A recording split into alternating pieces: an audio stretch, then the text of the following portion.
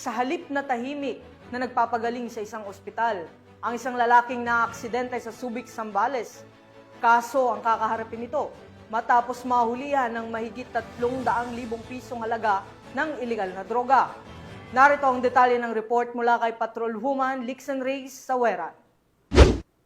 Isang lalaki na naaksidente sa kalsada ang nahulihan ng ilegal na droga matapos itong isugod sa James L. Gordon Memorial Hospital, Barangay Asinan, Olongapo City. Kinilala ni Police Colonel Richie R. Claraval, officer in charge ng Olongapo City Police Office, ang suspect na si alias Frank, 54 anyos, residente ng Purok 7, Barangay Amungan, Iba, Zambales. Siya ay nasangkot umano sa isang self-vehicular accident sa Pamatawan, Subic, Zambales at dinala sa ospital para sa agarang lunas. Habang inaalis ang mga personal na gamit ng suspect bago ito gamutin, napansin ang isang burden coin purse na nakasuksok sa bewang nito at nadiskubre ang isang sachet na may lamang hinihinalang shabu na may timbang na 50.63 gramo at tinatayang halagang 344,284 pesos kasama ang 9 na piraso ng tig 1,000 pisong papel. Dinala ang mga ebidensya para sa dokumentasyon at tamang disposisyon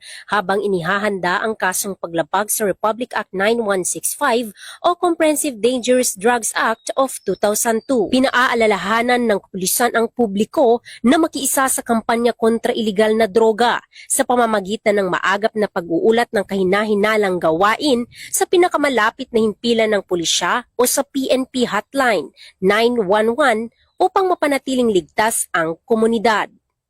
Mula dito sa Police Regional Office 3, ako ang inyong PNN Correspondent, Patrolwoman Lixen Reyes A. Saweran, alagad ng batas, tagataguyod ng Balitang Pulis.